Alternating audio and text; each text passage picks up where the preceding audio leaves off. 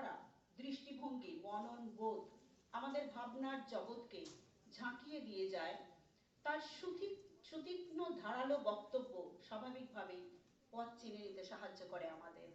বর্তমান যুব সমাজের পথ প্রদর্শক তিনি, আমাদের সকলের প্রিয় এবং মানুষের অত্যন্ত কাছের মানুষ তিনি।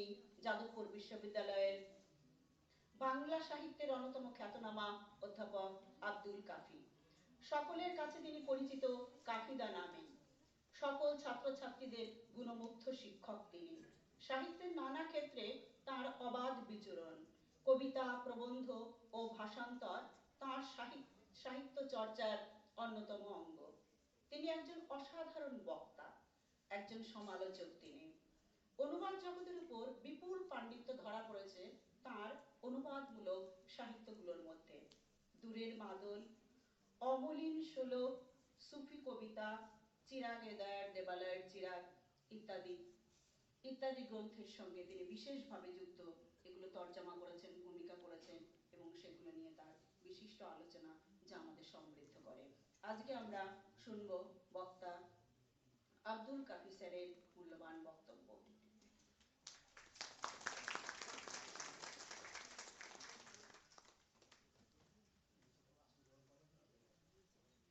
সকলকে যথাযথ আসন গ্রহণ করার জন্য অনুরোধ করছি।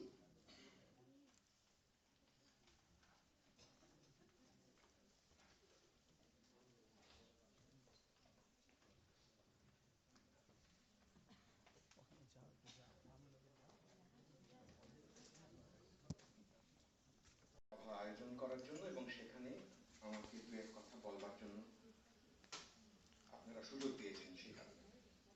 তার সঙ্গে সঙ্গে মঞ্চে এই মুহূর্তে উপস্থিত আমার যারা সহবক্তা এবং মঞ্চের বাইরে এখানে উপস্থিত অন্যান্য সম্মাননীয় ব্যক্তিবর্গ, অধ্যক্ষ মহাশয়, মহাশয়া এবং শিক্ষকবৃন্দ, তাদের সকলকেই যথাযোগ্য সম্মান মর্যাদা জ্ঞাপন করছি। আমি প্রথমেই দুটো কথা বলে নিই, সময় কম, কিন্তু এই দুটো কথা না বললেই নয়। এক নম্বর কথা হচ্ছে যে সাধারণভাবে মধ্যাহ্ন ভোজনের কিছু আগে আগে মঞ্চ যখন পাওয়া যায় তখন সাধারণভাবে একটা টান অনুভব করি আমরা সবাই, যে সভা শেষ হবে কখন।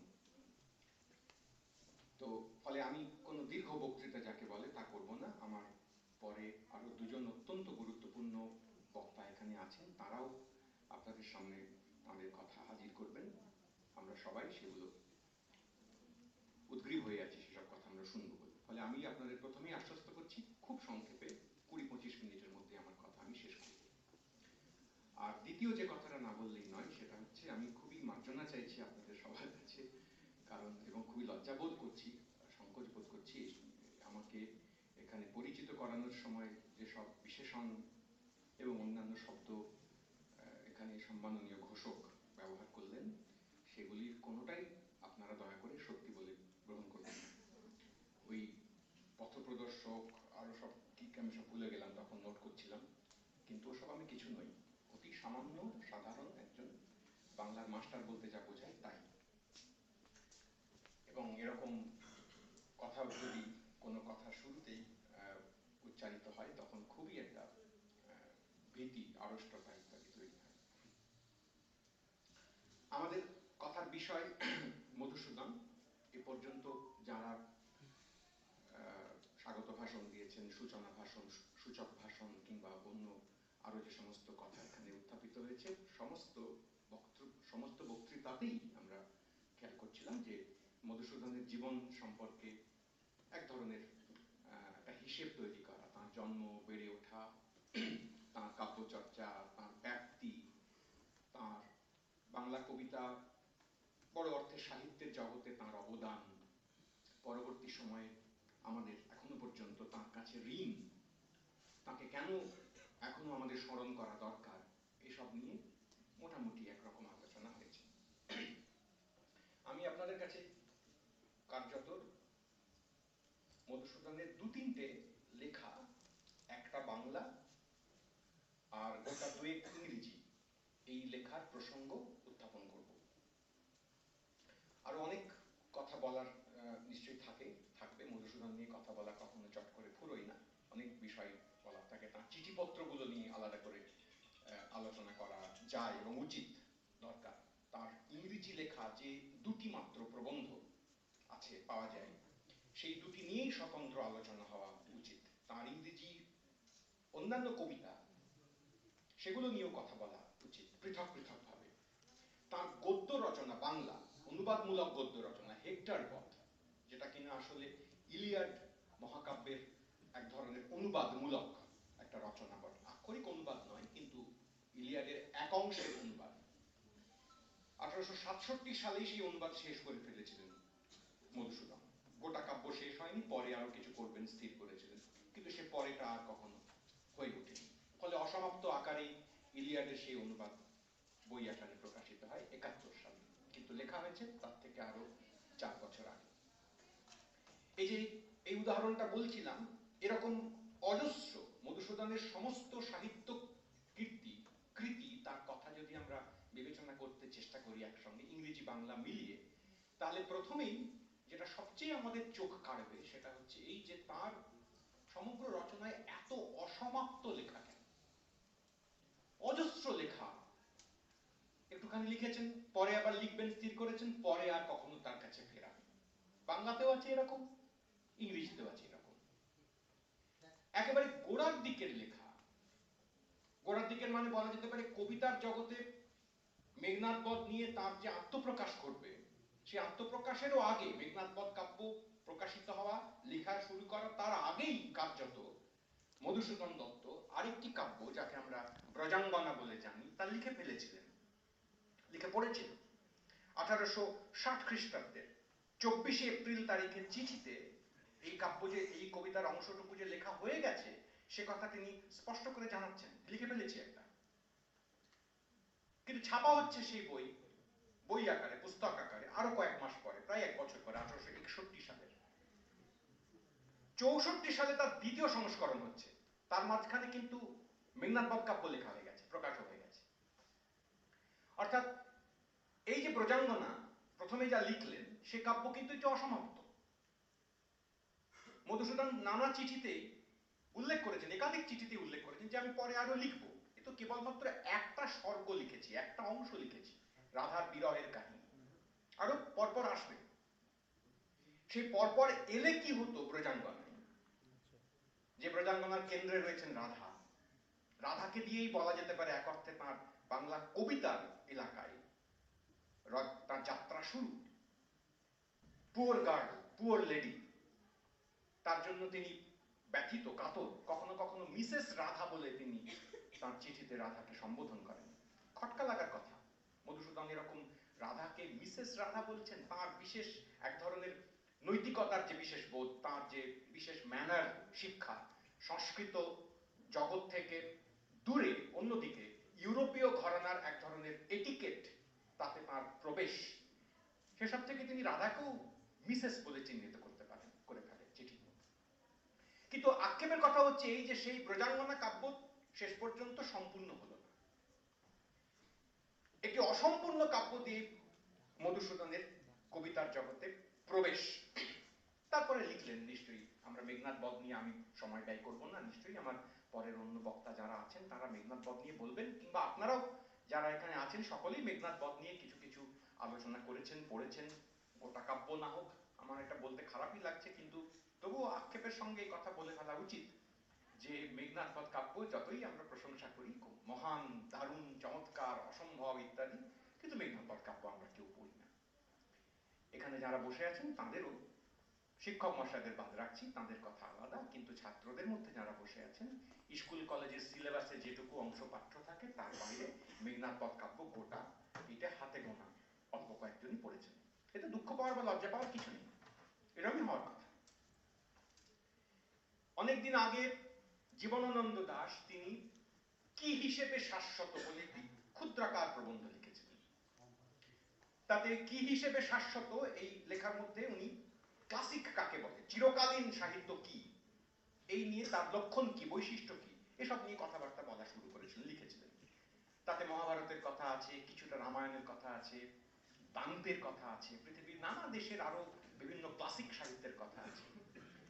সেসব নিয়ে তার আক্ষেপের কথা যা দাঁড়াচ্ছিল শেষ পর্যন্ত এরকম কতকটা শাশ্বত কি বা কাকে আমরা ক্লাসিক ধরনের লেখা বলবো, খুব ছোট্ট একটা বাক্যে, যা মাইকেলের ক্ষেত্রে প্রায় হুবহু আক্ষরিকভাবে খেটে যায়। সেটা হচ্ছে এই, যে লেখা কেউ পড়ে না কিন্তু তা সত্ত্বেও লেখক অমর।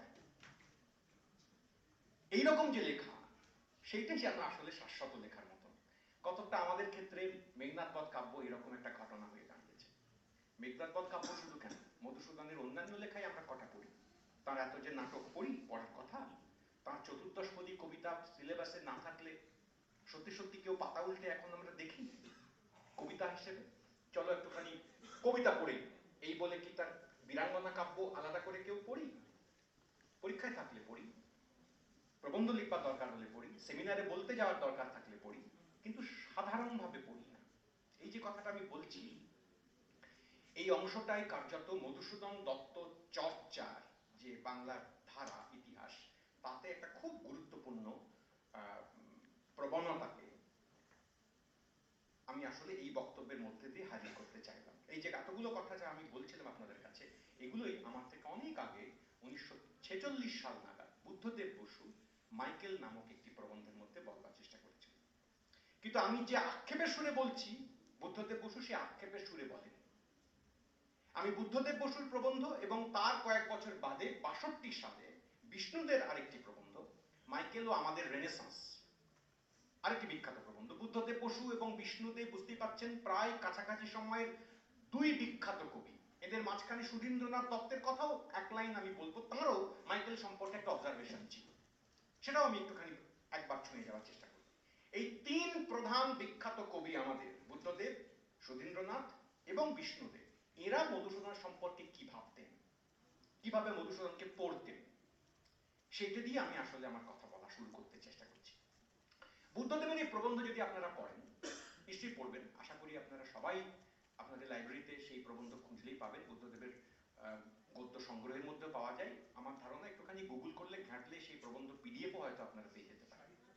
সাহিত্য চর্চা বইয়ের মধ্যে আলাদা করে সংকলিত আছে, আর প্রবন্ধ সংগ্রহের মধ্যেও পাবেন।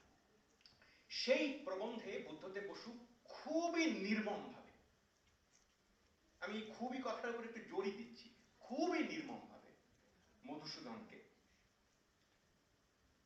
অ্যাসেস করেছেন, তার মূল্যায়ন করেছেন। এবং সেই মূল্যায়ন করতে গিয়ে আমি, আমার সঙ্গে হয়তো সবাই একমত হবেন না, কিন্তু আমি তবুও একটু সাহস করে স্পর্ধা করেই বলছি, এই মূল্যায়ন করতে গিয়ে খানিকটা অশোভন ভাবে বুদ্ধদেব বসু মধুসূদনের সঙ্গে রবীন্দ্রনাথকে লড়িয়ে দিয়েছেন। এবং লড়িয়ে দিয়ে এই বিশেষ ক্ষেত্রে তিনি কার্যত নানা পাতায়, নানা প্যারাগ্রাফে প্রমাণ করবার চেষ্টা করেছেন যে রবীন্দ্রনাথ তার তুলনায় মধুসূদন কিছুই না।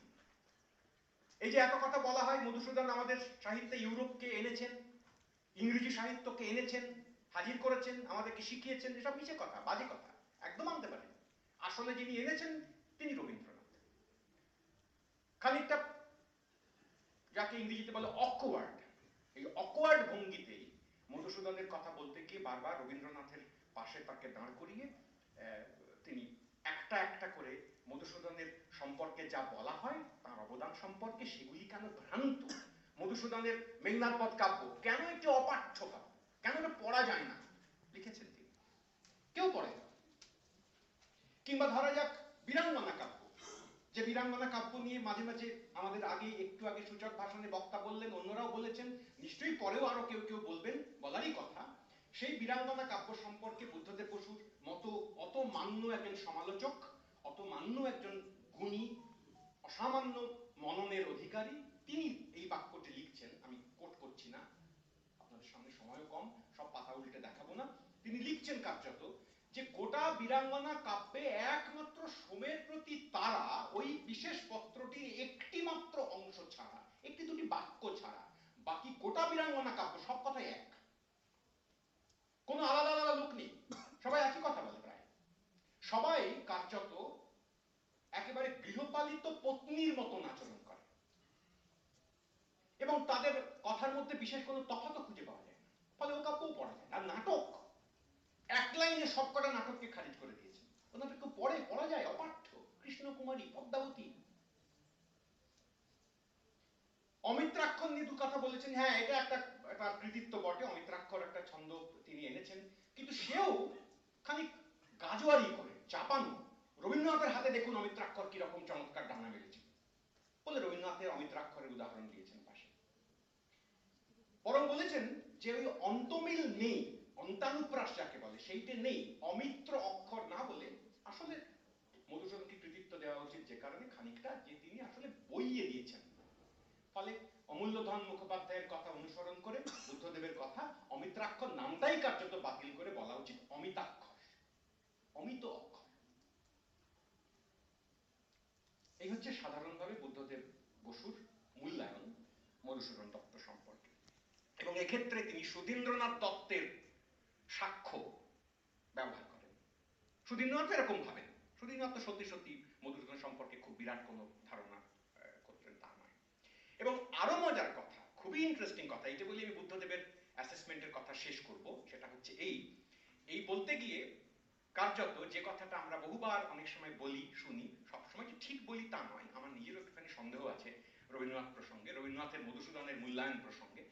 এখানে মানবদা আছেন, তিনি রবীন্দ্রনাথ খুবই ভালো জানেন, ফলে আমি সাহস করেই বলছি ওর সামনে, এটা এতটা বলা হয়তো আমার একটু অনুচিতি হচ্ছে, যে রবীন্দ্রনাথ কম বয়সে মধুসূদনকে খানিক আক্রমণ করেছিলেন, বেশি বয়সে প্রায়শ্চিত্ত করে সাহিত্য সৃষ্টি প্রবন্ধে, যেখান থেকে কি বলে পংক্তি উদ্ধৃত করলেন সূচক ভাষণে, সেইখানে তিনি তার প্রায়শ্চিত্ত করে আগের কথা ফেরত নিয়েছিলেন, যে না অতটা করা আমার ঠিক হয়নি, মধুসূদন গ্রেট, এটা রবীন্দ্রনাথ পরে স্বীকার করে নিয়েছিলেন।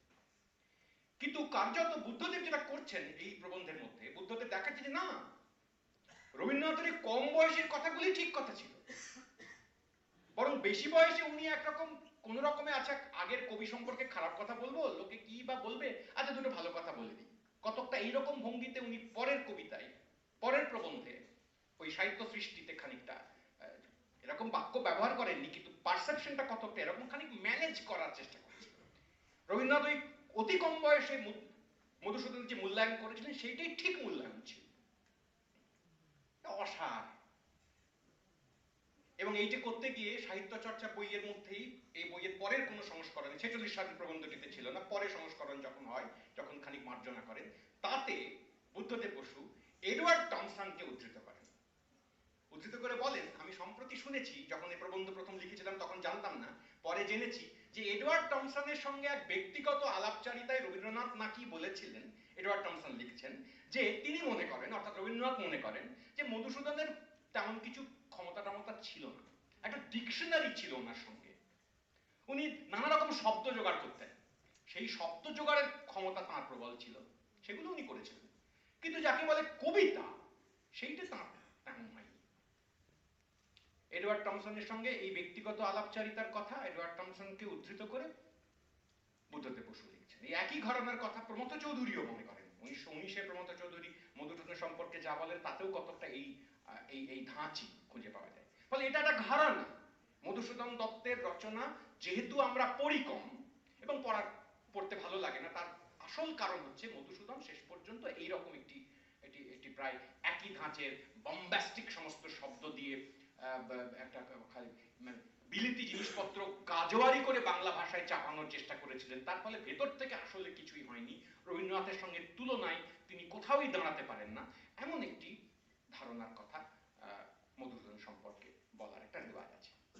ওই প্রবন্ধের গোড়াতেই বুদ্ধদেব জানাচ্ছেন যে মধুসূদন সম্পর্কে ভালো ভালো কথা বলা প্রায় একটা অভ্যেস হয়ে দাঁড়িয়েছে আমাদের, এটা ভ্রান্তি, এটা একেবারেই ঠিক নয়, আমরা বলি বটে, কিন্তু এই আমি বলছি এখন সেই সমস্ত কুঅভ্যাস, এক ধরনের প্রথানুসরণ, তার বাইরে এসে আমি দাঁড়াচ্ছি।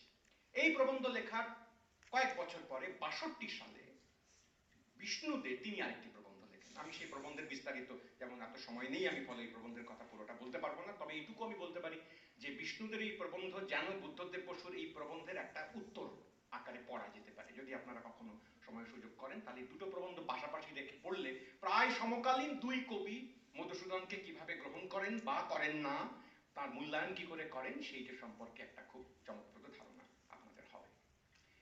এখন এই এতগুলো কথা বলার পরে আমি বাকি যে সময়টুকু পড়ে আছে তাতে যেটুকু আপনাদের কাছে বলার চেষ্টা করব সেটা হচ্ছে বুদ্ধদেব সবচেয়ে যে বড় অপরাধ করেছেন এই মূল্যায়নের ক্ষেত্রে, সে অপরাধটি হচ্ছে এই যে মধুসূদনের 7-8 বছরের কবি জীবন, এখন কেউ বলতে পারে 7-8 বছর উনি বেঁচেছেন তো আমি কি করবো, বাঁচতেই পারতেন রবীন্দ্রনাথের মতো বড় করে, আমি তো বাঁচতে বারণ করিনি, কিন্তু যখন মূল্যায়ন করব তখন গোটা জীবনের সঙ্গে রবীন্দ্রনাথের গোটাটারই মূল্যায়ন করবো। একথা কেউ বলতে পারেন একদিক থেকে, কোনো যদি কেউ বলেন তাহলে আমার খুব বিরাট তার সঙ্গে হাতাহাতি করার কোনো কোনো কারণ থাকবে না, কিন্তু আমি একটু মৃদু অস্বস্তির কথা বলে চুপ করে যাব, কিন্তু শুধু খতিয়ে দেখতে বলবো যে রবীন্দ্রনাথ কবিতা চর্চা শুরু করার পরের প্রথম 7-8 বছরে কত দূর গিয়েছে, সেই প্রথম 7-8 বছরের সঙ্গে যদি মধুসূদনের প্রথম 7-8 বছর খানিকটা তুলনা করে পাশে রেখে দেখা যায় তাহলে খানিকটা মূল্যায়নের সঙ্গতি থাকে, তা যদি না করি তাহলে মূল্যায়ন খানিকটা অসঙ্গত অন্যায্য হয়ে পড়তে বাধ্য। এই তুলনা অসমীচীন, এই তুলনা করার কার্যত কোনো বিশেষ অন্য উদ্দেশ্য না থাকলে এই তুলনা করার কোনো যোগ্য কারণ আমার মতে নেই। এই 7-8 বছর যদি সময়কাল ধরি তাঁর কার্যত 59 সাল থেকে শুরু করে ওই 67 সাল পর্যন্ত, এই 59 থেকে 67 সাল পর্যন্ত এই সময়কাল, ওই হেক্টর বধ যখন উনি লিখে ফেলছেন, অনুবাদ করে ফেলছেন সেই সময় পর্যন্ত, তারপরে মায়াকানন টায়াকানন দু একটা আছে, সেগুলোর কথা আমি অতটা ধরছি না। যদি মনে করি এই কয়েক বছরের সময়কালটাই তাঁর আদর্শ কাজের সময়, তার মধ্যেও তাঁর যাতায়াত, একবার মাদ্রাজ সেখানে সাংবাদিকতা, একবার বিলেত সেখানে গিয়ে অর্থকষ্ট, তারপরে ফ্রান্স চলে যাওয়া, ভার্সাই অর্থকষ্ট, চিঠি লেখা, টাকা নিয়ে যাওয়া, তারপরে আবার চলে আসা, এসে কোনো রকমে কাজ করতে থাকা, এই যে বিচিত্র জীবনের লড়াইয়ের কথা, সম্পত্তি যা ছিল পারিবারিকভাবে পাওয়া সেই সম্পত্তি বেহাত হয়ে যাওয়া, কার্যত সে সম্পত্তি ফেরত না পাওয়া, নিদারুণ অর্থকষ্টে শেষ পর্যন্ত আলিপুরের দাতব্য চিকিৎসালয়ে শেষ মুহূর্তে মধুসূদন দত্তের চিকিৎসা হয়, যেখানে তিনি মারা যান। আক্ষেপ করেছেন বুদ্ধদেব যে এত যে বিলিতি জিনিসপত্রের কথা উনি বলেছেন, বায়রনের কথা বলেছেন 2-4 বার, তার হিরো, মিল্টনের কথা মাঝে মাঝে বলেন হিরো, কিন্তু কই মধুসূদন তো শেক্সপিয়ারের কথা বলেন না, তেমন একদম বলেন না তা নয়, বুদ্ধদেব আর একটু খেয়াল করলেই দেখতেন শেক্সপিয়ারের কথা তিনি নিশ্চয়ই বলেন।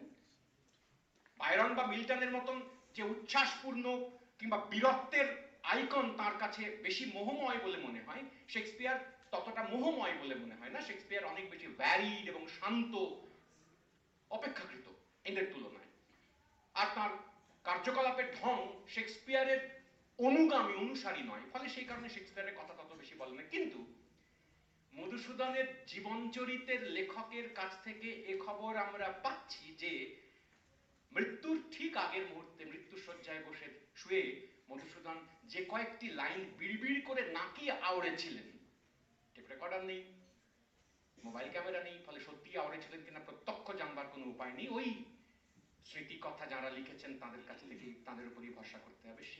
সেই লাইন কটি ছিল শেক্সপিয়ারের ম্যাকবেথ নাটকের 5th অ্যাক্ট, সিন 5,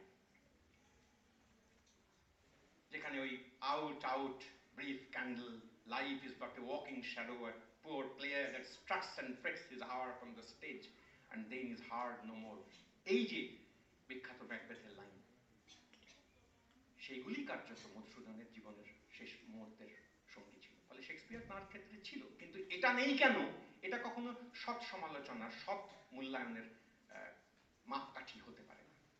ফলে আমি আমার বয়ানটুকু আপনাদের কাছে হাজির করবার চেষ্টা করছি, সেটা হচ্ছে এই আমাদের সময়ে বিশেষ করে দাঁড়িয়ে মধুসূদনের মূল্যায়নের ক্ষেত্রে নানা ধরনের চোরাটান আসতে বাধ্য, আসবে। ইনি এটা পারেননি, এটা পড়ে না, এটা পপুলার নয়। আমাদের খেয়াল রাখার কথা জীবনানন্দের কথা কি, এবং সেই কথার সূত্রে যদিও না পড়া উচিত, আপনারা পড়বেন নিশ্চয়ই, বারবার পড়বেন, ভাষার ভিতরে নানা ধরনের কারুকাজ বোঝবার জন্য পড়বেন, উপমা কিরকম ব্যাপক হতে পারে তা বোঝার জন্য পড়বেন, ধ্বনি এবং ছন্দস্পন্দ কি করে পরস্পরকে সাহায্য করতে পারে তা বোঝার জন্য নিশ্চয়ই পড়বেন, ইমাজিনেশন কত গ্র্যান্ড হতে পারে বোঝার জন্য পড়বেন, একজন ব্যক্তি কি করে রেবেল হতে পারে, তার পুরাতন প্রথাকে সে ঐতিহ্য বলে ভুল করে না, প্রথা আর ঐতিহ্যের মধ্যে তফাৎ করতে পারে, সে প্রথাকে ভাঙে কিন্তু ঐতিহ্যকে নেয়, সে কেবলমাত্র প্রথা অনুসরণ না করে যথার্থ ট্রেডিশনকে, যার কথা অনেক পরে এলিয়ট বলবেন, ইন্ডিভিজুয়াল ট্যালেন্টের সঙ্গে ট্রেডিশনের সম্পর্কের কথা, ট্যালেন্টের সঙ্গে ট্রেডিশনের ঘোর যোগাযোগের কথা, সেই যথার্থ ট্রেডিশনের কথা মধুসূদন কিভাবে গ্রহণ করছিলেন, ধারণ করছিলেন এবং ভাঙতে ভাঙতেই করছিলেন, সে কথা বুঝবার জন্য নিশ্চয়ই পড়বেন। কিন্তু ঠিকই গতকালকে লেখা কোনো কবিতার সঙ্গে, কি গত 10 বছর 20 বছর আগে কোনো লেখা কবিতার সঙ্গে, এমনকি রবীন্দ্রসঙ্গীতের পাশে মধুসূদন দত্তের কোনো কাব্যকে দাঁড় করিয়ে এটা বলা যাবে না যে এই দেখুন এটা পড়ে না আর এটা পড়ে, অতএব এটা খারাপ এটা ভালো। It's not that simple. Valmiki Ramayana কজন পড়েন? বাল্মীকি রামায়ণ আজকে যতজন পড়েন তার হিসাবে কি বাল্মীকির গুণমান তার বিচার করা যাবে? দান্তে অরিজিনালি ওখানকার লোক ছাড়া কজন পড়েন গোটা পৃথিবীর? তার দ্বারা কি দান্তের গুরুত্ব, তার গুণমান, তার এই আদৌ কমবে? শেক্সপিয়ার সত্যি সত্যি কজন পড়েন? এখন এমনি এমনি নাটক দেখেন, শেক্সপিয়ারের অ্যাডাপ্টেশন দেখেন, সিনেমায় নানা রকম রূপান্তর দেখেন, শেক্সপিয়ার অরিজিনাল পড়েন? পড়েন না। চসার পড়েন? পড়েন না। তাতে চসার কিংবা শেক্সপিয়ারের গুরুত্ব কমে যায়? বুদ্ধদেব বসু কার্যত একটি বালখিল্য, মাফ করবেন আমাকে, বুদ্ধদেব বসু আমার খুবই প্রিয় এবং সম্মাননীয় মানুষ, কিন্তু এই রচনা মধুসূদন সম্পর্কে তাঁর এই মূল্যায়নের যে ঢং এবং ভঙ্গি এবং ঝাঁজ এবং তাকে ক্রমাগত বিলিটল করবার, খাটো করবার যে প্রবণতা ওর মধ্যে লক্ষ্য করা যাচ্ছিল এবং অশোভনভাবে রবীন্দ্রনাথকে কার্যত লড়িয়ে দিচ্ছিলেন তিনি, সেইটে একটুখানি আমাদেরকে সতর্ক করে থাকা উচিত। আমি এত কথা বলার পরে আপনাদের কাছে দুটি মাত্র এই কথাও বুদ্ধদেব বসু উল্লেখ করেছেন, খানিকটা বাঁ হাতে ফুল দেওয়ার মতন। হ্যাঁ, খানিকটা ছন্দটন্দ বিষয়ে মধুসূদনের কিছু কৃতিত্ব ছিল বটে। বাংলায় খানিকটা ওই মাত্রাবৃত্ত গোছের ছন্দের একটা সূচনা তার হাতে হতেও পারত। দুটি কথা লিখেছেন খুব ইম্পর্টেন্ট। এক হচ্ছে লিখেছেন যে মধুসূদন চাইলে হেক্টরবধ, যেটা কিনা তার অনুবাদ হিসেবে খুব খুব উন্নত মানের নয় বলে অনেকে মনে করেন, বুদ্ধদেব মনে করেছেন হেক্টরবধ একটা বেশ চমৎকার লেখা, ওই রকম গদ্য আরো লিখতে পারতেন মধুসূদন, লিখলে আমরা একটা উপন্যাস পেতাম তার হাতে, কিন্তু লেখেননি। মানে যা যা তিনি করেননি সেগুলো সেগুলো কার্যত ওর কৃতিত্ব হতে পারত, এরকম একটি জায়গা বুদ্ধদেব দাঁড় করাচ্ছেন। তো হেক্টরবধ, আর উল্টো পক্ষে উল্টো দিকে ব্রজাঙ্গনা থেকে একটা বা দুটো পংক্তি উদ্ধৃত করে বুদ্ধদেব দেখানোর চেষ্টা করেছিলেন যে কেবলমাত্র পয়ার কিংবা সাধারণভাবে যাকে আমরা অক্ষরবৃত্ত বলতাম আগে, এখন মিশ্রবৃত্ত বলি, সেই মিশ্রবৃত্ত বা অক্ষরবৃত্ত সকল সেই ছন্দের বাইরে মধুসূদন আস্তে আস্তে বেরিয়ে আসছিলেন। বাংলা কবিতার ক্ষেত্রে তিনি মাত্রাবৃত্ত ছন্দ উপহার দিচ্ছিলেন, দিতে পারতেন, একটু গন্ডগোল ছিল কিন্তু পারতেন, পারেননি। আমি আপনাদের কাছে সময়াভাবে শুধুমাত্র ব্রজাঙ্গনার একটুখানি ছোট অংশ একটুখানি পড়বো, আর আরো দুটি লাইন আমি পড়ার অনুমতি চাইবো আপনাদের কাছে। সেটা হচ্ছে, অনেক কথা আমরা বলি ন্যাচারালি, মধুসূদন ইউরোপের দিকে খুবই তাকিয়েছিলেন, তাকানোরই কথা, খুবই সঙ্গতভাবে তাকানোর কথা, যদিও এটা ঠিক খুব খুব সম্পূর্ণ এক কথায় বলা যাবে কিনা তা নয়। তিনি যে খ্রিস্টান হয়েছিলেন কিংবা তিনি বিলেতে ছিলেন সেটার পেছনে ঠিক এক্স্যাক্টলি কি কারণ ছিল, নানা রকম কারণ সেখানে ছিল, সেসব কথা ঠিকই, কিন্তু ইউরোপের বাইরেও মধুসূদন যে এশিয়ারও দিকে তাকিয়েছিলেন, এশিয়ার ইতিহাস যে খুব গভীরভাবে তিনি পর্যালোচনা করেছিলেন, পড়েছিলেন, জেনেছিলেন, সেমিটিক জাতিগুলির ইতিহাস সম্পর্কে তার যথেষ্ট গভীর পড়াশুনো ছিল, এই সমস্ত কথাও আমাদের একটুখানি নজরে রাখা দরকার। যদি কখনো, এমনিতে আবার কেউ পড়বেন না হয়তো, যদি কখনো মনোযোগ দিয়ে ওই 5-এর দশকের 1854 সম্ভবত 1854-তে মাদ্রাজে থাকাকালীন ওর একটা বিখ্যাত বক্তৃতা, Anglo Saxon and the Hindu, ঠাসমুনোট একটা বক্তৃতা, যেটা পরে একটা পুস্তিকা আকারে, যেমন এখন মাঝে মাঝে হয় বক্তৃতা পরে ছোট পুস্তিকা আকারে প্রকাশিত হয়, সেরকম পুস্তিকা আকারে পরে প্রকাশিত হয়েছিল। সেই লেখা যদি কখনো কেউ পড়েন, সেই লেখার গোড়াতে ইনিট থেকে একটা উদ্ধৃতি দিয়ে শুরু হয়েছে, তারপরে গোটা লেখাতে তখনও কিন্তু 59 সাল আসেনি, তখনও কিন্তু তিনি বাংলা সাহিত্যের যাকে বলে লেখাপত্র শুরু করে দিয়েছেন তা হয়নি। তখনও ওই মাদ্রাজ ক্রনিকলে সেখানে বসে তিনি কিছু কিছু অনুবাদ করেন, কিছু খবর ছাপেন, কিছু ছোটখাটো সাহিত্যের চর্চা করছেন। সেই অবস্থায় তিনি যে বিরাট একটা চেহারা তৈরি করেন, তার মূল উদ্দেশ্য কিন্তু ছিল এটি, যে কেন উনি খ্রিস্টান হলেন, কেন খ্রিস্টান হওয়া ভালো, কেন খ্রিস্টানিটি শেষ পর্যন্ত ভারতকে, তথাকথিত এই হিন্দু ভারতকে উদ্ধার করবার জন্য আসছে। এরকম খুবই প্রবলেমেটিক কথা ওই লেখার মধ্যে আছে। আমি ওই লেখার যে প্রপোজিশন তার দিকে তাকাতে বলছি না, আমি বলছি ওই লেখাতে কার্যত মধুসূদন দত্ত তাঁর পাঠের ব্যাপ্তি বুঝিয়েছেন। কি কি তিনি পড়েছেন অবলীলায়, ডান দিক বাঁ দিকে এক একটা চরিত্রের নাম, এক একটা কি বলে বইয়ের কাব্যের খুব বিখ্যাত কাব্যও নয়, কম বিখ্যাত কাব্য, তাঁর কবিদের নাম এবং সেই কবিতার প্রসঙ্গ তুলে নিয়ে আসছেন যেভাবে, উপমার মতো করে প্রায়। এবং সেই তুলে নিয়ে আসার ক্ষেত্রে কখনো কখনো এমনকি মোজেসের কথা আসছে, বাইবেলের কথা, বাইবেলের ওল্ড টেস্টামেন্টের কাহিনীর কথা, এই প্যালেস্টাইনের কথা, প্যালেস্টাইন কথাটাও আছে ওখানে ইন্টারেস্টিং, প্যালেস্টাইনের কথা সেরকম আসছে। মধুসূদন কার্যত শুধু ইউরোপীয় নয়, এশীয় কবিদের মধ্যে সাদি এবং হাফিজ, দুই ফার্সি কবি, তাদের রচনার কথাও কার্যত এই প্রবন্ধের মধ্যে উল্লেখ করছেন। আপনাদের শুনে ভালোই লাগবে, আশা করি ভালো লাগবে। অনেকে জানেন, ছাত্রদের জন্যই বলছি এই কথা, যে হাফিজের কবিতা থেকে তো ওই বিশেষ প্রবন্ধের মধ্যে তিনি উদ্ধৃতি দিয়েইছেন, রেফারেন্স তো উল্লেখ করেইছেন, কিন্তু কম বয়সে মধুসূদন দত্ত তিনি সাদির কবিতা, একাধিক কবিতা অনুবাদ করেছিলেন ইংরেজিতে, ফার্সি থেকে। মধুসূদন খুব ভালো ফার্সিও জানতেন, শুধুমাত্র ওই ইউরোপীয় ভাষাগুলি জানতেন বা চর্চা করেছেন তা নয়। বিশপস কলেজে পড়াকালীন, যখন তিনি প্রেসিডেন্সি কলেজ ছেড়ে দিয়ে খ্রিস্টান হয়ে যাওয়ার পরে, বিশপস কলেজে যখন তিনি পাঠ নিচ্ছেন, খ্রিস্টানিটি সম্পর্কে জানবেন, ইউরোপ যাওয়ার প্রস্তুতি হচ্ছে, ইংল্যান্ড যেতে হবে তাকে, সেই রকম সময়ে তিনি বিশপস কলেজে ছাত্র অবস্থায় একাধিক, বেশ কয়েকটি সাদির কবিতা, গলিস্তাঁ বই থেকে সম্ভবত ফার্সি থেকে সরাসরি কোনো মধ্যস্থতায় নয় অনুবাদ করেছিলেন। তো এইটাই মধুসূদনের ব্যাপ্তির, তার যে পড়াশোনার চিন্তার যে রেঞ্জ, সেইটা খানিকটা আমাদের চিনতে সাহায্য করে। তিনি একদিকে সীতার কথা কখনো ভোলেন না, রাধাকে দিয়ে তার কাব্যের কথা শুরু করেন, ভাবেন মেঘনাদ বধ কাব্য শেষ করার পরে রাধার গল্প আবার একবার লিখবো, প্রজাঙ্গনা নিয়ে আবার একবার বসতে হবে, কিংবা ভাবেন কখনো রিজিয়া, তার বন্ধুরা বারবার বলেছে যে রিজিয়া টিজিয়া নিয়ে লিখো না, ওসব নিয়ে কেন লিখছো, এটা মুসলমান নাম, রিজিয়াও চলবে না। বন্ধুদের সঙ্গে তর্ক করেছেন, তাদেরকে বোঝাবার চেষ্টা করেছেন যে এসব কথা কেন বলছো, নিশ্চয়ই চলবে, কেন চলবে না, আমি রিজিয়াকে নিয়ে লিখবই, আবার লিখবো। পরে কলকাতা ফিরে আসবার পরে আবার রিজিয়ার দিকে হাত বাড়িয়েছেন। ফলে রাধা থেকে রিজিয়া, সীতাকে কখনো না ফেলে মধুসূদনের পরিকল্পনার মধ্যে এই সব একসঙ্গে উপস্থিত ছিলই। ওইদিকে মিল্টন, ট্যাসো, ভার্জিল, শেক্সপিয়ার, বায়রন ইত্যাদি, এবং তার সঙ্গে সঙ্গে এই ভাবনা, এই বোধ ইত্যাদি, এই সবের একটা আশ্চর্য মিশেল ঘটেছিল তার।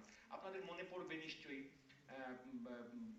তার এপিটাফ বলে কথিত যে বিশেষ পংক্তিগুলি আমরা মাঝে মাঝে বলি, দাঁড়াও পথিকবর, জন্ম যদি তব বঙ্গে, বাংলায় যদি তোমার জন্ম হয়, এই বলে তিনি সম্বোধন করছেন। কেউ কেউ দেখিয়েছেন এই কথা যে শেক্সপিয়ার, মাফ করবেন, কোলরিজ তার এপিটাফ আকারে যা লিখিত, ছোট করে লেখা, তাতে কোলরিজ উল্লেখ করেছিলেন যে সেই ওই পথিকদেরকে উদ্দেশ্য করে, ক্রিশ্চিয়ান পাসার বাই। তো ক্রিশ্চিয়ান পাসার, যারা ক্রিশ্চিয়ান পথিক, তাদেরকে উদ্দেশ্য করে কোলরিজ, তার প্রিয় ইংল্যান্ডের অন্যতম বিখ্যাত কবি কোলরিজ, তার এপিটাফের সঙ্গে যদি মধুসূদনের এপিটাফকে পাশে রাখা যায়, তাহলে হিন্দু পাসার বাই বলেননি, হিন্দু পথিকের কথা মধুসূদন বলেননি। তার লেখার মধ্যে যদি বঙ্গের জন্মতম এটুকুই বলা ছিল। ফলে মধুসূদনের ব্যাপ্তি আশা করি খানিকটা আমরা এই ফাঁকতালে আন্দাজ করতে পারবো, অনুমান করতে পারবো। আর সবচেয়ে যে কথাটা বলি আমি শেষ করতে বাধ্য হবো, আমার সময় আমি অনেকক্ষণ নিয়ে ফেলছি, সেটা হচ্ছে এই যে বুদ্ধদেব বসু যাই বলুন না কেন, বা তার অনুসারী অনুগামীরা যাই বলুন না কেন, তার পূর্বসূরি প্রমথ চৌধুরী যাই বলুন না কেন, এমনকি মাফ করবেন রবীন্দ্রনাথও যদি বলে থাকেন, ওনার হাতে একটা ডিকশনারি ছিল এবং তাতে ভারী ভারী শব্দ উনি ভালো করে জানতেন এবং সেগুলোই ব্যবহার করতেন, যদি এমন কথা ব্যক্তিগত আলাপচারিতায় তিনি বলেও থাকেন, তবু